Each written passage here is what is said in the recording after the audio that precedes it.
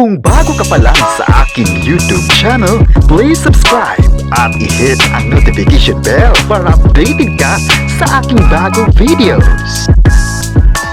Okay, welcome back at magandang tanghali po sa inyong lahat. At ngayon po ay panibago na naman yung pag-uusapan natin dito sa Presko Balita. At kanina nga ay napag-usapan natin yung tungkol kay Daniel Padilla at Kyla Estrada sa pagkakaroon di umano ng kanilang relasyon. Okay, so ngayon po ay alamin natin yung mga susunod na pasabog pa dito sa mundo ng showbiz. Well anyways, ako pa rin si Kenneth at ako ang magbibigay sa inyo ng Preskong Balita.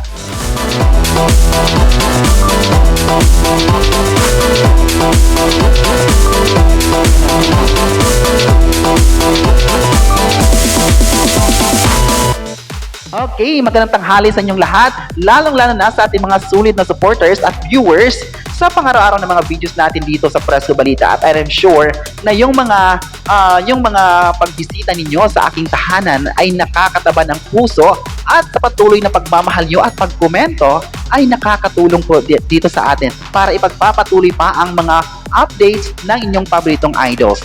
So ito na nga, hindi natin to patatagalin pa. Ibibigay natin ang ating pangalawang kwento ngayong September 17. Ayon pa sa chika, Kim Chiu at Paolo Avellino may pahayag na sa The Alibay. Parang ito yung ito yung napanood ng mga netizens sa ASAP natin to England na nangyari nga sa Birmingham, na may pahayag nga itong dalawa na sinabi niya kasi nung pinanood ko rin yung video na yon ay akala ko babanggitin na nila kung kailan nga ipapalabas itong The Alibay, kasi nga marami din sa mga komento sa social media na ipapalabas, na posible lang ipapalabas ito sa November, at may nagsabi naman na posible ito ipapalabas na sa October. Pero generally wala pa namang confirmation ang Dreamscape Entertainment at maging ABS-CBN tungkol dito. So ito na nga, sa nung nangyari nga sa ASAP natin to sa England, sa stage nga ng ASAP ay parang hinintay nga ng mga netizens or ng mga viewers kung babanggitin na yung naturang day kung kailan nga ba ipapalabas ito. Pero sa isang pahayag nga ng dalawa ni Kim Chiu at Paolo Avellino ay mapapanood na raw ang The Alibay coming soon. So wala pa silang sinabi kung ano nga bang buwan or ano nga bang petsa na sa ngayong taon, di ba? So, alam mo, marami talagang mga pasabog at pakulo ang The Alibay, kasi hanggang ngayon, marami pa rin na naghihintay kung kailan nga ba ipapalabas ang pangmalakasang series ni Kim Chiu at Paolo Avellino.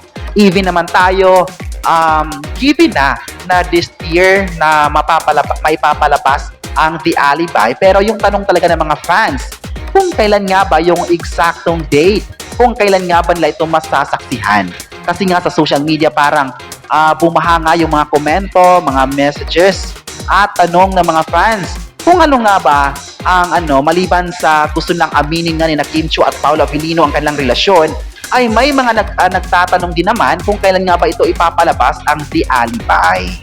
Okay, kaya siguro ganito na lang pinagpiyastahan online ang mga tanong. Kaya sa ASAP natin to England ay hindi nakawala yung Kim Pao na inaabangan talaga ng mga netizens at fans ang pagbanggit ng petsa kung kailan nga ba ipapalabas ang naturang series. Pero nabigo nga ang mga fans kasi coming soon pa raw, mga ka-Kim Pao fans. Diba? Well, abangan natin yan ha.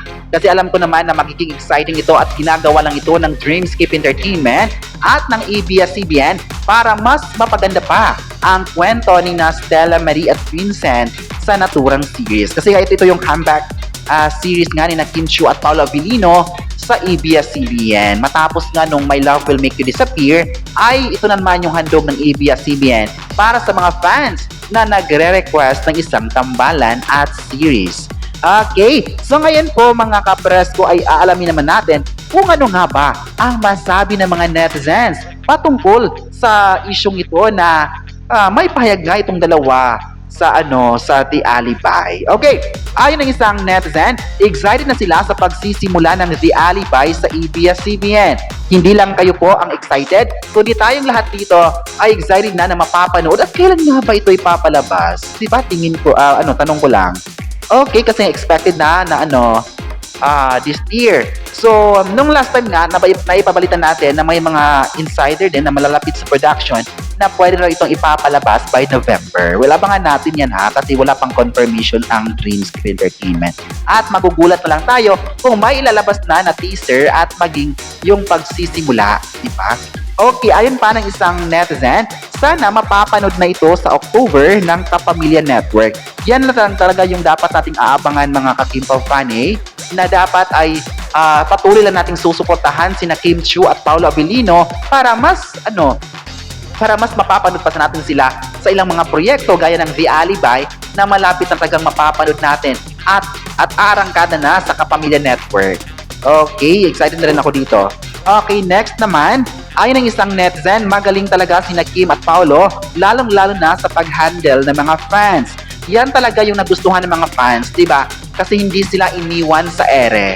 Di ba? Pagkatapos ng lahat, ay naging makulay pa rin yung takbo ng mga fans dahil nga sa patuloy na paglabo, di ba? Paglago ng connection ni Kim Chiu at Paolo Abilino sa kanilang minamahal na tagahanga. Di ba? Isa din naman ito sa mga inspirasyon ng mga fanay na patuloy rin silang minahal ni Kim Chiu at Paolo Abilino.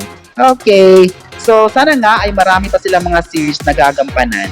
I hope so at makita natin kung ano pang mga karakter ang kaya lang gawin. Diba? Okay.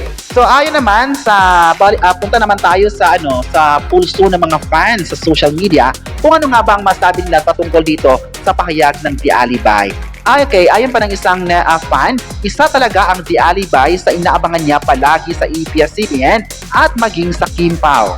Okay, so gaya nga ng sabi ko kanina, hindi lang ikaw, kundi tayong lahat dito ay excited na at inaabangan na yung kwento ng The Alibi at kung paano tayo hahatakin ng kilig ni Kim at Paolo at kung saan nga ba aabot pa yung kanilang chemistry at kung saan kailan kaya? Inaabangan na talaga ngayon yung kissing scene ng dalawa if ever na meron man. Kasi nga balita ko nung last time ay ayon nga sa malalapitin na mga source sa production ay dapat daw aabangan yung kissing scene ni Kim at Paolo. Well, abangan natin yan ha.